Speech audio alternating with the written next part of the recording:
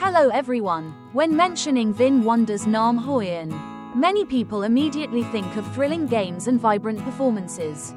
But today, we will explore a special soul of this park, a place that preserves and recreates profound traditional Vietnamese cultural values, Folk Culture Island. Folk Culture Island is a living museum, authentically recreating the architecture and traditional living spaces of the three regions of the North, Central and South. You will admire ancient houses, from majestic hue communal houses, rustic Tây Nguyên stilt houses, to mossy tiled roof houses bearing the mark of northern villages. Each house is not only an architecture but also a story about the life and customs of ancient Vietnamese people. More specifically, this place is also the common home of a series of famous traditional craft villages. You will witness the talented hands of artisans, from artisans making handmade de paper, weaving soft silk, to charming conical hat makers, or sophisticated wood carving. The scent of incense, the sound of bamboo hammers, the clattering of looms, all create a vivid picture of the quintessence of Vietnamese crafts. As soon as you step through this gate, you will feel like you are going back in time, lost in a space imbued with Vietnamese culture, where traditional beauty is told through each roof, each small road. As soon as you step through the gate, the first feeling is peace and simplicity. We will begin our journey by crossing a small wooden bridge across the river, with lush green bushes on both sides, feeling like we are lost in a peaceful village. And here it is. As soon as you cross the bridge, a large yard appears, bustling with traditional stalls, just like a miniature country market.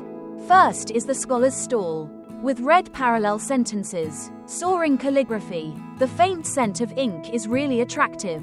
Next is the colorful souvenir stall, rustic Dong Ho paintings, meticulously hand-painted conical hats with beautiful countryside scenes, and many small, lovely gifts with strong Vietnamese imprints.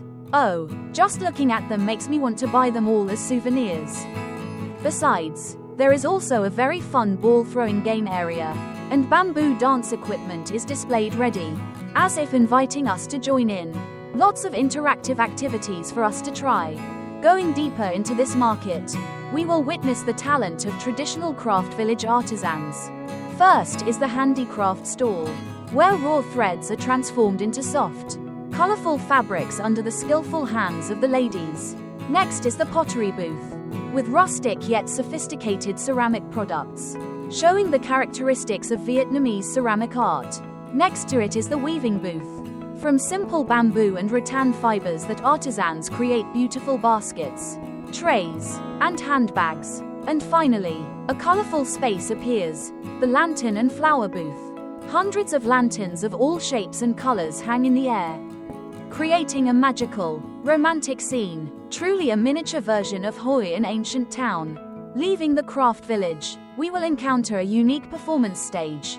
Behind the stage are very artistic drawings of people, creating a space imbued with folk culture.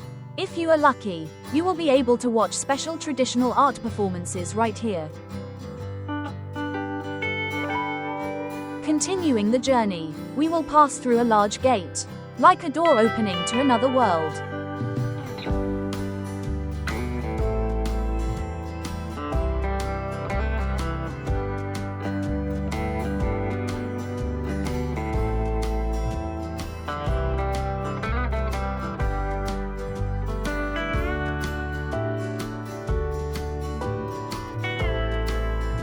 And here it is, a grand live performance stage appears, with a large lake and boats drifting. This is where the big performances, recreating Vietnamese history and culture, take place, bringing overwhelming emotions to the audience.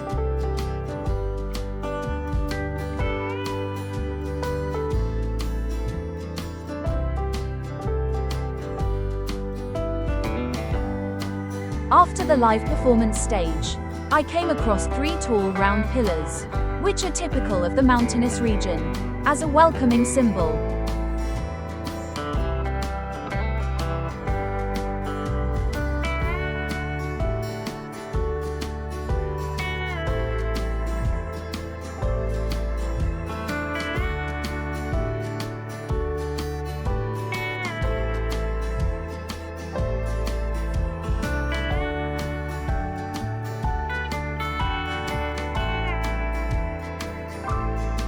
And this is the area recreating the culture of the ethnic minorities in the Highlands. We are standing in front of traditional stilt houses, with 3 large houses surrounding a large yard.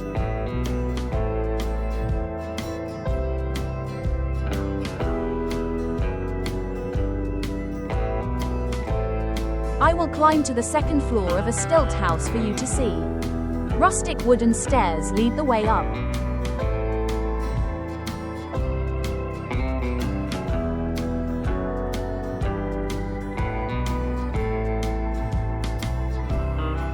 Inside the house, the space opens up, cozy and full of history. You can clearly see the sparkling bronze gongs, crossbows hanging on the wall, the sophisticated rattan tables and chairs, and many daily necessities of the ethnic people. Everything is arranged very realistically, helping me visualize more clearly the life of the mountain people.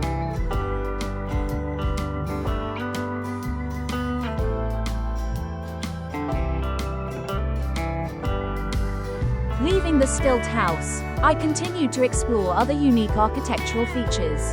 This is the Hoi An rammed earth house, a typical house built of earth. Very cool in the summer and warm in the winter. Stepping inside, the space is filled with the smell of earth and corn. You can see clusters of golden corn drying on the kitchen loft. A rudimentary stone mill, a neat dish rack and a cozy kitchen. Everything is simple but complete, reflecting the lifestyle of the Hoi An people.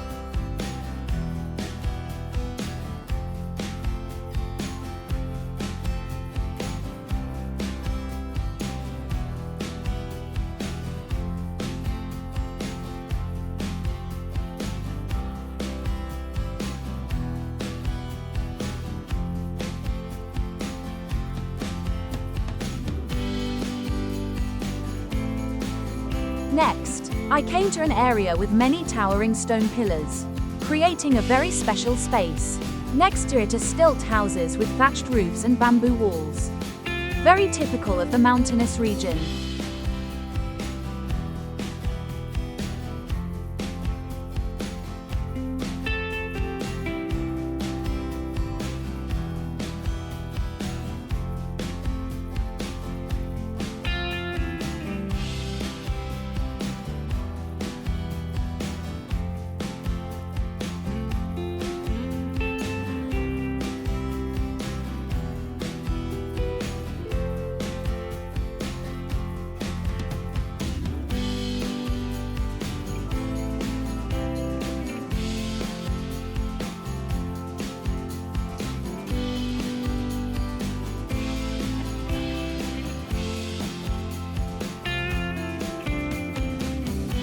Entering one house, I saw many jars, pots, and ceramic vases, large and small, which are indispensable items in life.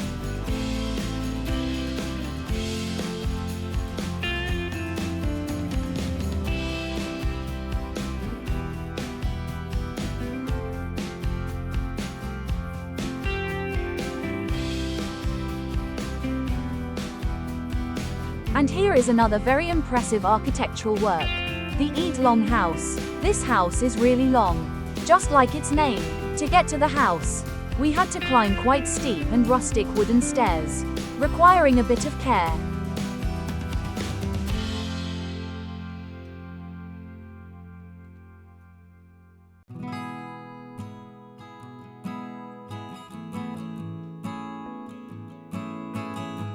Inside the long house, the space is surprisingly large.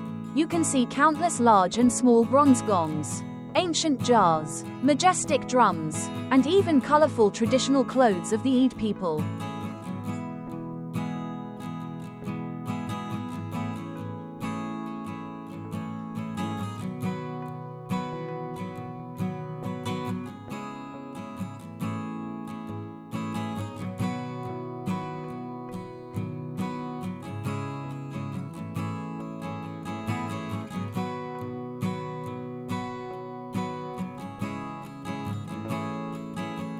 The kitchen corner is still intact, evoking the common life of the whole family.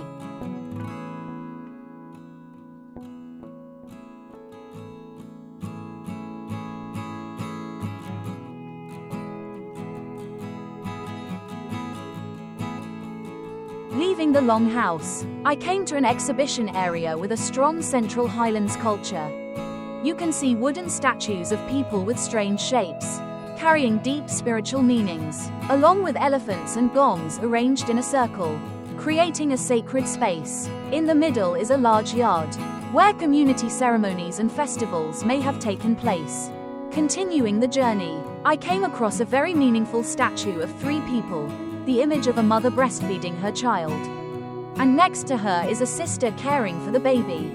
The statue clearly shows the sacred maternal love and family affection.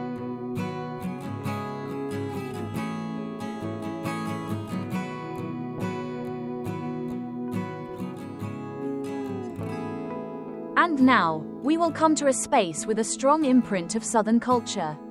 To enter this area, I crossed a small wooden bridge over a ditch with many lotus flowers. The scene is so poetic and romantic. The house here has a very beautiful architecture, with a spacious garden and tall areca trees typical of the West.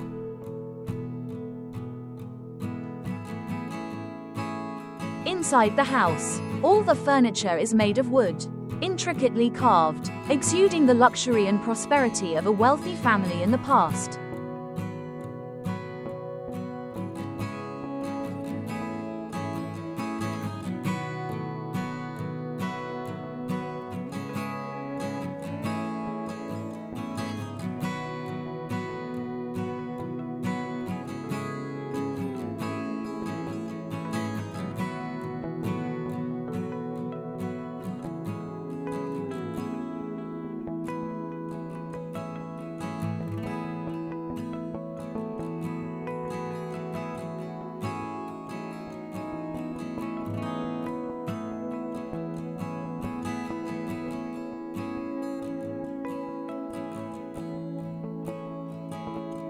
Behind this house, there is also a pottery making area, showing the people's attachment to traditional handicrafts.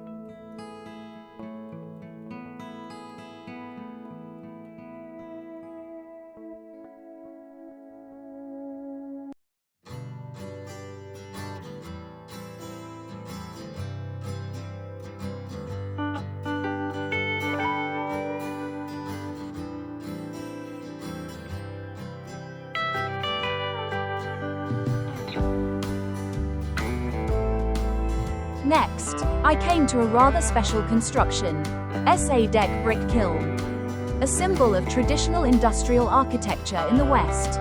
This brick kiln reminds us of the golden age of handmade brickmaking.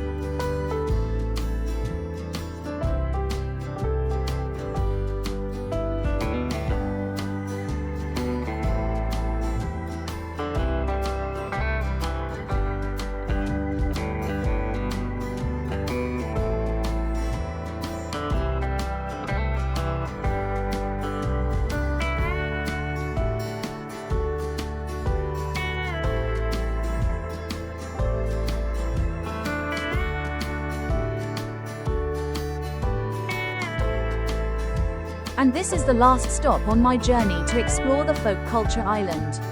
This is another performance stage area, with an open space, perhaps a place for art forms such as then singing or other traditional dances. After a walk around, I was really overwhelmed and deeply impressed with this folk culture island. It is not just a tourist area, but a journey back in time, helping us understand and love Vietnamese culture and people more.